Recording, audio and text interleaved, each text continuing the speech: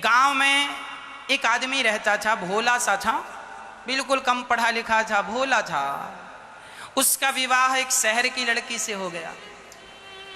और शहर की लड़की से हुआ, पहले के जमाने में ना शादी के सालों भर तक विदाई नहीं होती थी। विवाह हो गया, विदाई नहीं हुई। तो एक दिन ये मचल गया, अपनी माँ से बोला मैं अपनी दुल्हन से मिलना चाहता हूं। माँ ने एड्रेस लिख दिया, फलाने जगह चले जाना। पहले चिट्ठी पहुंचाई कि दामाद जी आ रहे हैं ससुराल में फलानी ट्रेन से फलानी तारीख को। अब पत्नी को चिट्ठी मिली, ससुराल में चिट्ठी पहुंची, सब तैयारी है, दामाद जी आएंगे। अब माँ तैयार कर रही है अपने बेटे को, ससुराल जा रहा है, सुन ज्यादा बोलना मत, ज्यादा बोलेगा तो लोग समझेंगे बहुत मूर्ख आदमी है, इसलिए कम बोलना। तो उसने माँ से कहा माँ कोई पूछेगा तो क्या कहूँगा, बोलना बस हाँ ना में उत्तर देते रहना, हाँ ना हाँ ना हाँ। जी माँ। माँ ने पूरी अचार बांध दिया, ट्रेन में खा लेना और सुनो समय से उतर जाना, ससुर जी मिलेंगे, ससुर जी के साथ चले जाना, ज़्यादा बोलना मत, ससुर जी कुछ पूछें हाँ ना कह देना। माँ ने कहा था सिंपल बात करना, ज़्यादा ना बोलना और पत्नी से ज़्यादा मिलना मत, ससुराल में लोग देखेंगे अच्छा नहीं लगेगा। हाँ पत्नी तुम्हारी बड़ी समझदार है। ठीक है माँ। बेटा ट्रेन में बैठा, ससुराल पहुंचा, स्टेशन में उतरा, ससुर जी रिसीव करने आए थे।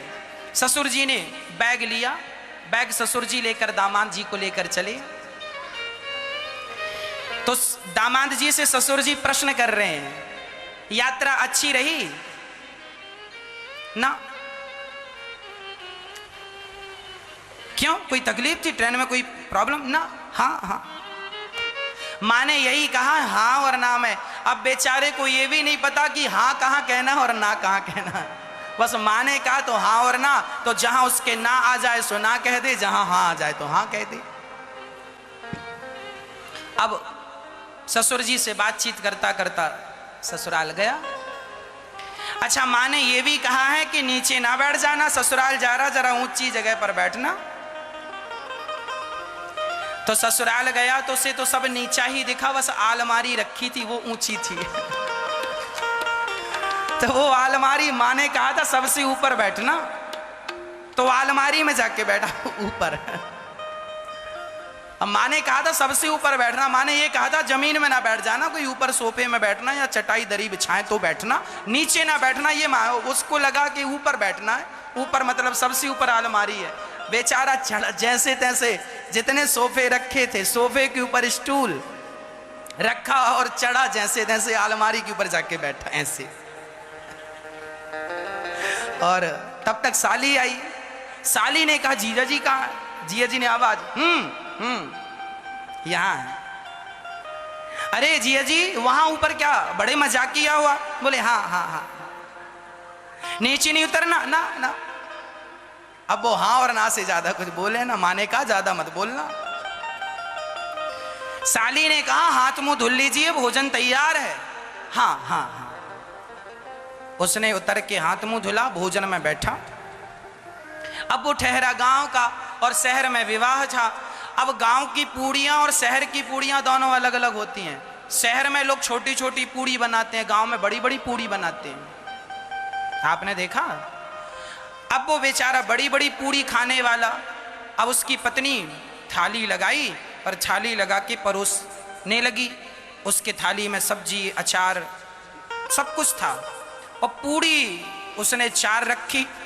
तो उसने एक पूड़ी उठाई, साग लगाई और पूरी की पूरी पूड़ी खाने लगा। एक पूड़ी एक बार में खा रहा है। अब पत्नी ने दरवाजे से निकलकर इशारा किया, अब ससुर जी देखें तो वो कुछ बोले ना, साली देखे सो हंसे। अब पत्नी को लगा मेरे पति गलत कर रहे हैं या सबको हंसी आ रही है, तो इशारे से कहा उसको लगा एक नहीं दो दो कह रही है खाने को। उसने 2 पूड़ी उठाई, साग लगाई और जो खाया मुंह बड़ा ऐसे बड़ा मुंह उसका हो गया। अरे पत्नी ने फिर बोला ना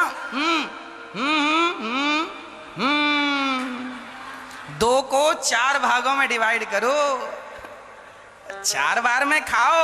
वो कह रही है, उसको लगा कह रही है पहली बार ससुराल आए हो, शायद यहाँ की रस्म होती हो कि 4 इकट्ठी खाना है। वो उल्टा समझ रहा था, 4 इकट्ठी उठाए, साग लगाए और 4 एक बार में खाए और मुंह उसका समाये ना, पूरे मुंह में पूरी। अब पत्नी ने देखा 4 खा रहा है, ससुर तो देखते ही जा रहा है। और पत्नी ने देखा, हे भगवान कैसा पति मिला, बिल्कुल अनपढ़। तो उसके पति ने कहा, अच्छा कह रही है कि पहले 4 पूड़ी उठाओ और माथे से लगाओ। तो माथे से लगाए, फिर खाए। अब खाए, अब खा पी करके उसके ससुर जी बोले चलो जरा घूम के आते हैं। घूमने चले गए तो वहां एक नदी थी। तो उसने पूछा अपने ससुर जी से, ये क्या है? बोले ये नदी है। तो ससुर जी से पूछा, ये किसने खुदवाई? तो ससुर जी ने कहा, आधी तो तेरे बाप ने खुदवाई थी, आधी हमने खुदवाई। बोले कैसे? बोले हमने आधी ऐसे खुदवाई कि हमने अपनी बेटी तेरे से ब्याही, और आधी तेरे बाप ने कि तेरे बाप ने तुझ जैसा बेटा पैदा किया, दोनों ने मिलकर खुदवाई है।